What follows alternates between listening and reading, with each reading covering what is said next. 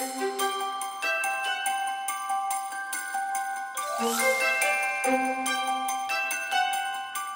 everyone. Today we're going to read from the Jesus Storybook Bible.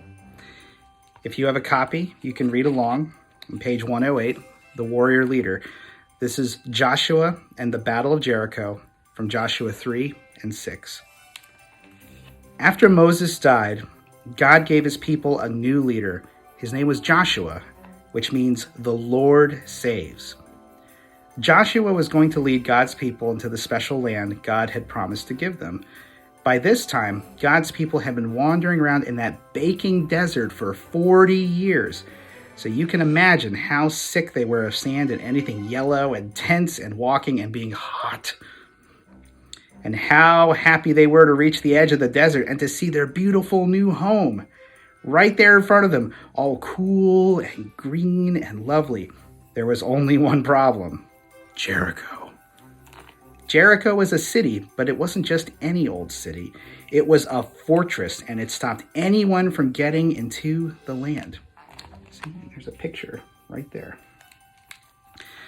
Now, the people looked at Jericho, at the big, giant, scary walls all around it, at the tall, towering ramparts. Those are the ramparts. At the heavy iron gates bolted shut, and looked at each other. What would they do? No one knew, but God knew, and God told Joshua what to do. But Joshua must have looked surprised because it was a very odd battle plan indeed, as we'll soon find out.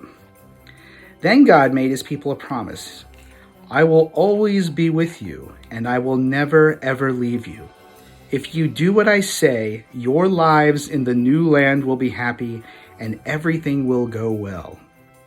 So Joshua gathered his army together. They had their swords and spears and shields. They were ready to fight. But the plan wasn't about fighting. It was about trusting and doing what God said. So Joshua's army went marching around the city, day after day, marching. They're too scared to fight, the people in Jericho said. And right there we can see marching around the walls. But the soldiers that said that they were scared were wrong. God's people weren't scared.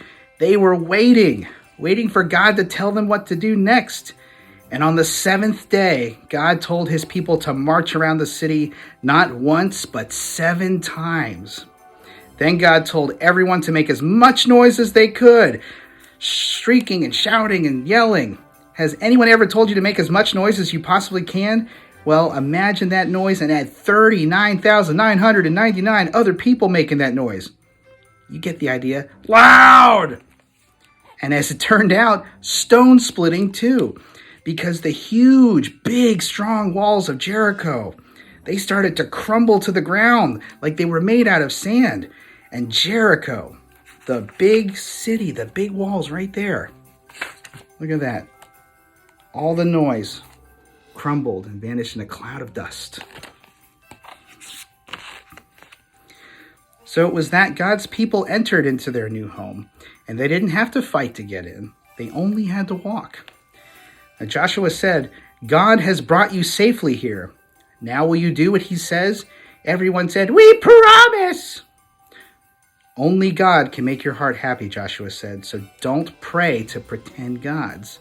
No, they said, never. And I'm afraid that they didn't keep their promise, though. They didn't do what God said, and many years later, just as God warned them, things would go badly for God's people. They would lose their home. Enemies would capture them and take them off as slaves, and God's people would scatter into many different lands. But God's plan was still working, and one day he would give his people another leader and another home. But this home, no one could ever take from them. The end.